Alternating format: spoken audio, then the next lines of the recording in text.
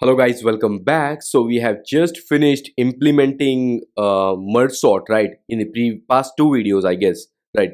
So let's now talk about the time complexity and space complexity of the merge sort. As you can see in my screen already, the time complexity of the merge sort is O of n log n. Okay, whether it is a best case scenario, whether it is a average case scenario, whether it is a worst case scenario. Okay, so by best I mean if it is almost sorted array, like, or we can say totally sorted array. By average I mean like if it is almost sorted array, like if it has few numbers or few elements which are not sorted. Or worst case I mean like if it is totally unsorted, totally random data, right? So doesn't matter like which case it is in, the time complexity will be always O of n log n. Okay, and then the space complexity will be O of n every time. Okay, so let's quickly cover space complexity, and then I will explain you time complexity, from where the O of n log n is coming from, right? What is like O of n and log n. Okay, we'll discuss about it right after discussing about space complexity. Okay, so in simple words, if you have implemented it with me in the past few lectures, then you might have noticed I have implemented this merge sort function, okay, where I am using this merge array function, right? So in merge array, what is happening whenever we are splitting an array into the half, we are again merging them back, right? And for merging it back, we are occupying some space every time, okay? So that is why it is directly proportionate to the size of the array, okay? So the number of times we are splitting it, the number of times we are merging it back, right? Okay, so that is why, as we can say like the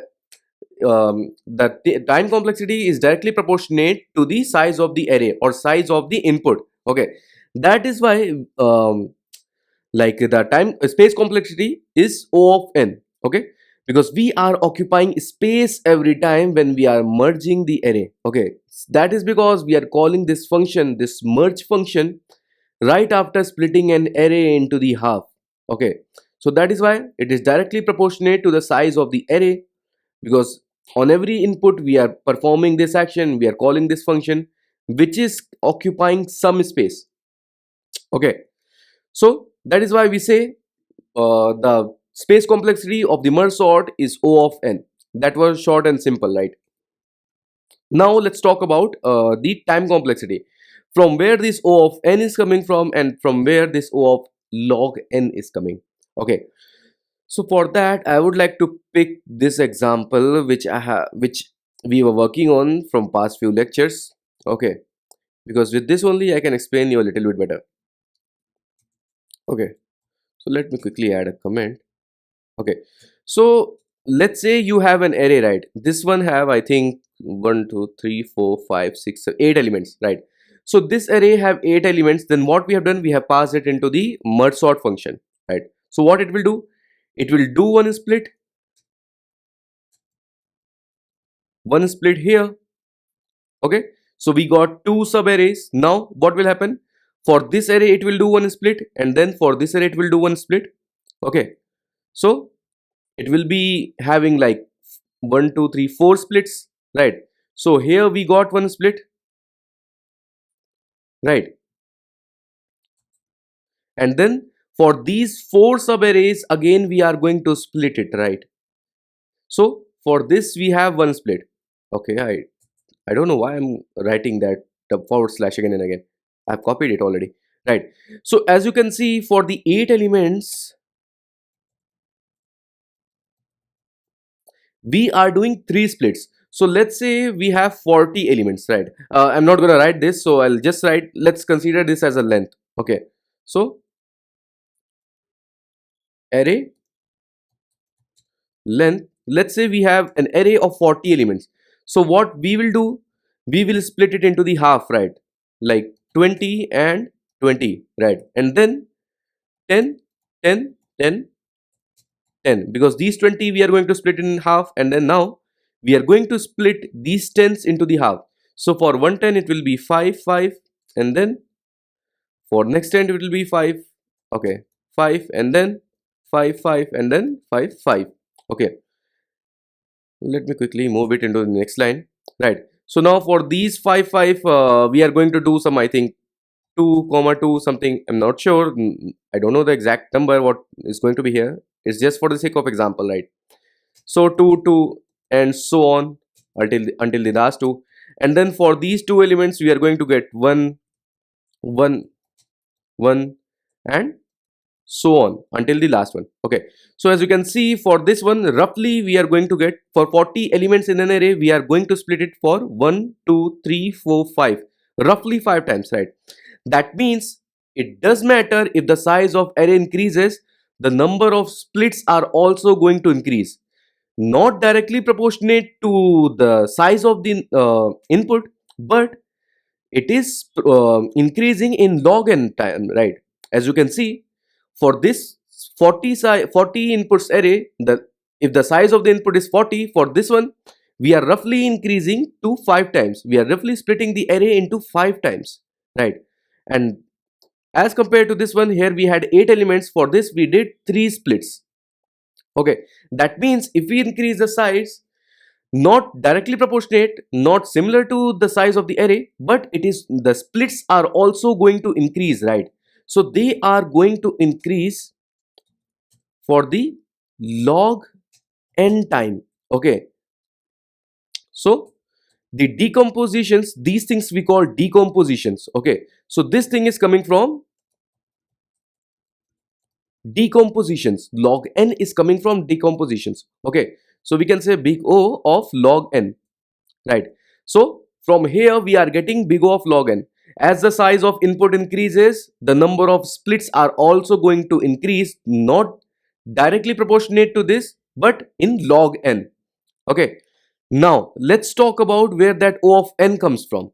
Okay, so if you see, when we are splitting an array into the into the sub arrays, right? So for this array we have splitted it into the small sub array, and then these small sub arrays we have split it into the half, and then we are splitting into the half. Now what we will do, like what we usually do in merge sort, whenever we are splitting an array into the halves, right?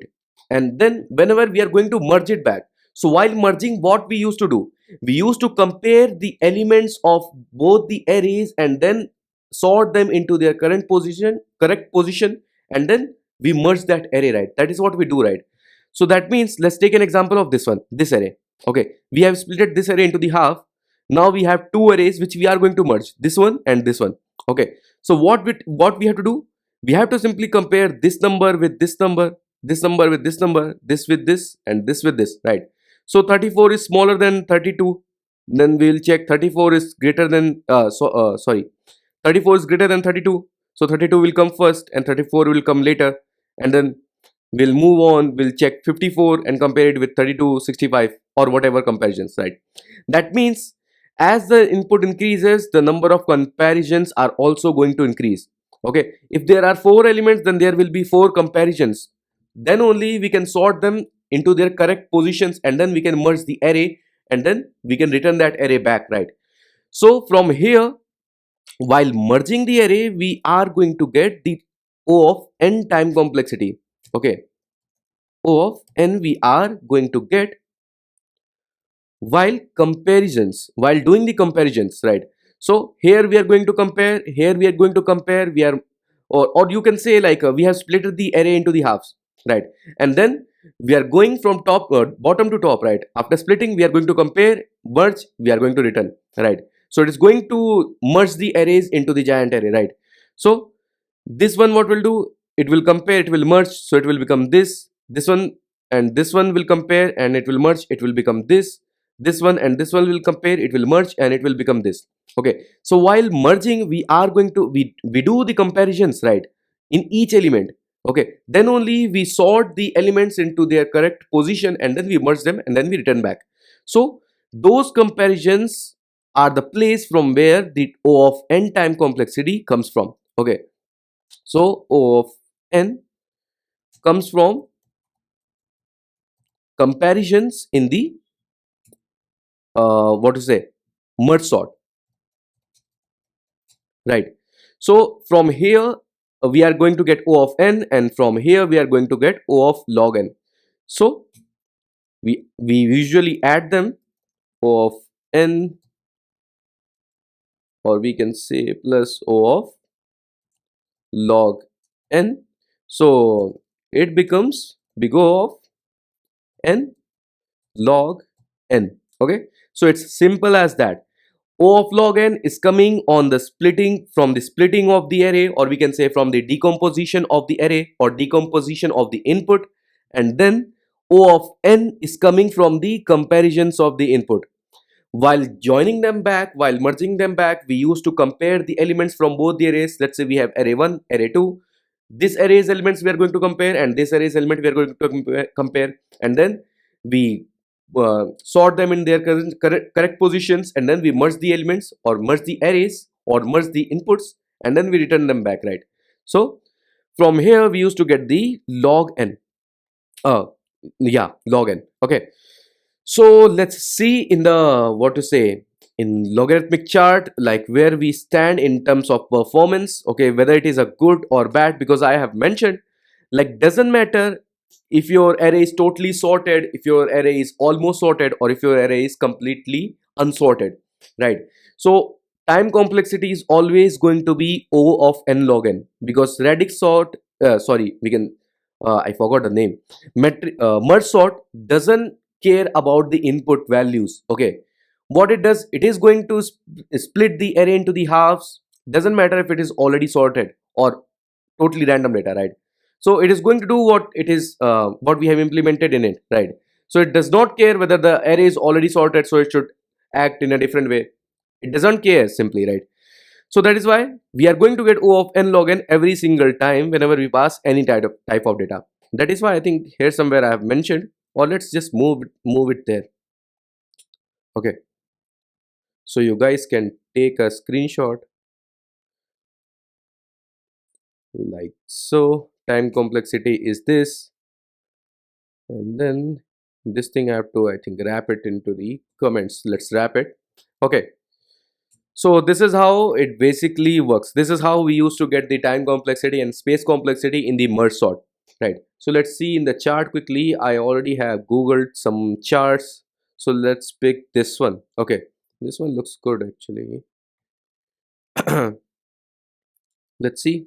Okay, so this is an MDN, so you guys can simply find it. You just have to search like what to say, log chart or big O notation chart, okay, in Google, and you will get these things, these results. I think this is what I have, time complexity chart I have searched, right? So this same thing you can search in Google and you will get the results. Okay, so here as you can see, in terms of performance, we are standing here in this portion. So here we have log n, okay, which is, we can say, not that much bad. Okay, so it's actually way better than these horrible ones, right?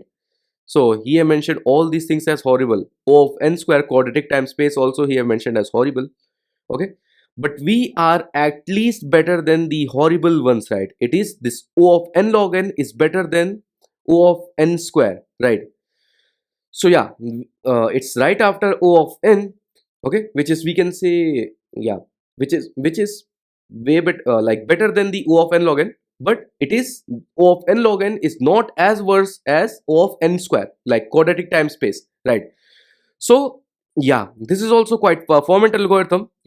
If you want, you can also take a look at this time complexity chart. You will get an idea like what algorithm stands where in terms of performance. Okay, so yeah, I think I made my point clear in this video. So this is it for this lecture. See you in the next one.